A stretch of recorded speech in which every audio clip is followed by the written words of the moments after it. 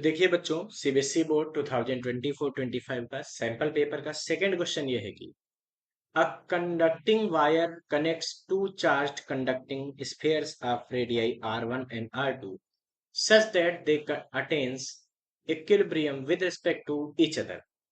The distance of the separation between the two spheres is very large as compared to the either of their radii.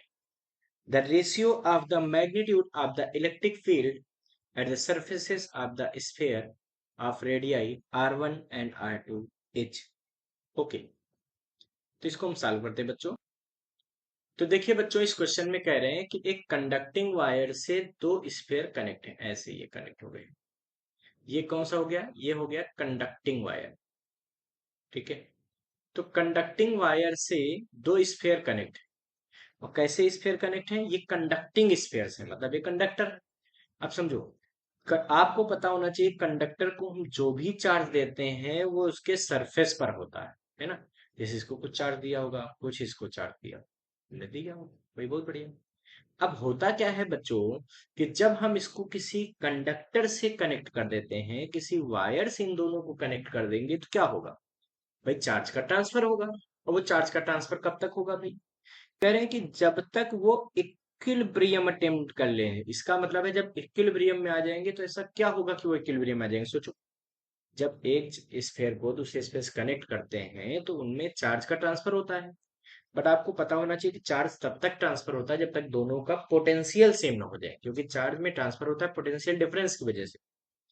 इसका मतलब अगर हम मान लें कि इक्विलिब्रियम में इस पे चार्ज आ गया Q1 और दूसरे वाले स्फीयर पे चार्ज आ गया Q2, तो इस कंडीशन पे इन दोनों पे पोटेंशियल की वैल्यू क्या होगी? सेम होगी। इसका मतलब यहां पे हम कह सकते हैं बच्चों कि in equilibrium potential at first sphere will be equal to the potential at second sphere. अच्छा, अब उन्होंने तो बता दिया ना कि एक स्फीयर की रेडियस क्या है? R1 है, और एक स्फीयर की रेडियस क्या है भाई? R2 है।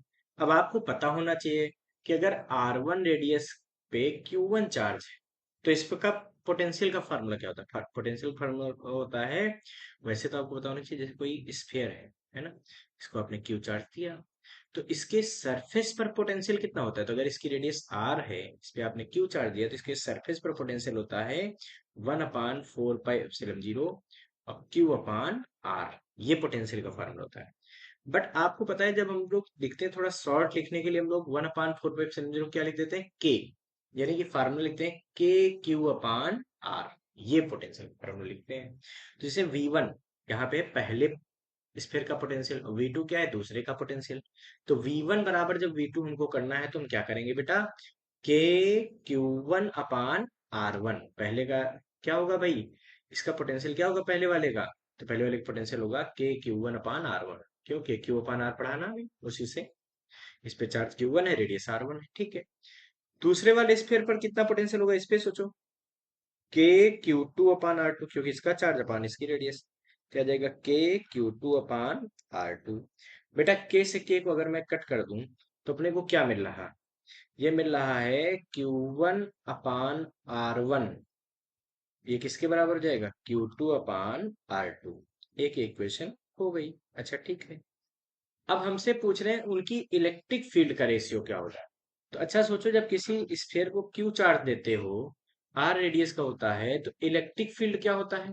तो electric field at surface of sphere, electric field कितनी होती है बता सकते हो फार्मूला बच्चों? अगर किसी स्फीयर को आपने क्यू चार्ज दिया, आर रेडियस है, तो उस पे कितना इलेक्ट्रिक फील्ड होगा? तो इलेक्ट्रिक फील्ड का फार्मूला होता था बेटा 1/4πε0 क्यू अपान आर स्क्वायर।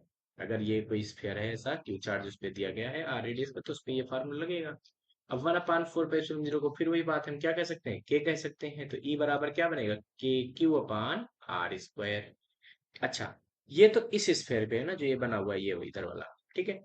अब हमको ऐसे ही जैसे इस पे बताना है कि पहले स्फीयर पे कितनी इलेक्ट्रिक फील्ड होगी, तो यहाँ पर लिखेंगे electric field at first sphere.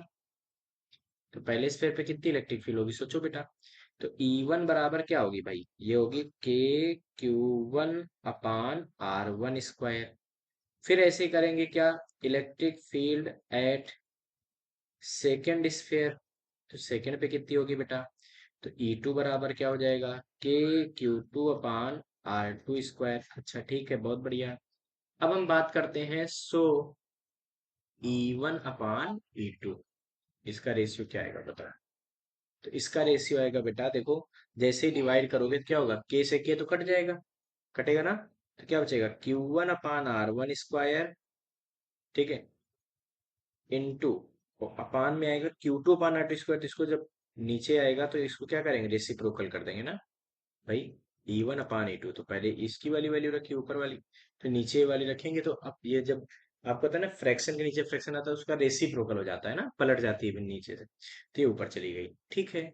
अब सोचो बेटा, इसको हम क्या लिख सकते हैं, है ना, इसको हम लिख सकते थे Q1/R1 × 1/R1, ऐसा लिख सकते हैं। Q1/R1 स्क्वायर को देखो, ये लिख सकते हो ना, जब चाहोगे Q1/R1 स्क्वायर लिख दोगे, बिल्कुल बढ़िया। और R2 स्क्वायर अपान Q2, आप समझिए बात को। Q1/R1 यहाँ से देखो क्या है, ये पहली क्वेश्चन मान लो, फ्रॉम फर्स्ट, तो इसका मतलब इसको मैं क्या लिखूंगा, लिख दूंगा यहाँ पे फ्रॉम फर्स्ट, फर्स्ट इक्वेशन से Q1/R1 जो क्या लिख सकता हूँ, Q2/R2 यहाँ रख दूँ, तो क्या बचेगा बताओ, E1/E2, इसके बाद आ रहा देखो बेटा, E1/E2 किसके बराबर है, यहाँ से देखो, तो Q1/R1 जो क्या रख दिया, Q2/R2 इंटू 1/R1 और into R2 square Q1 Q2, ठीक है। Q2 से Q2 देखो कट गया, R2 से एक R2 और कटेगी, यानी कि E1/E2 कितना आ जाएगा बेटा, यह आ जाएगा आपको R2/R1, तो कितना आ जाएगा, R2/R1। So the ratio of electric field from first sphere to second sphere will be R2/R1। तो दिए गए ऑप्शन में से कौन सा होगा बेटा, B option will be correct.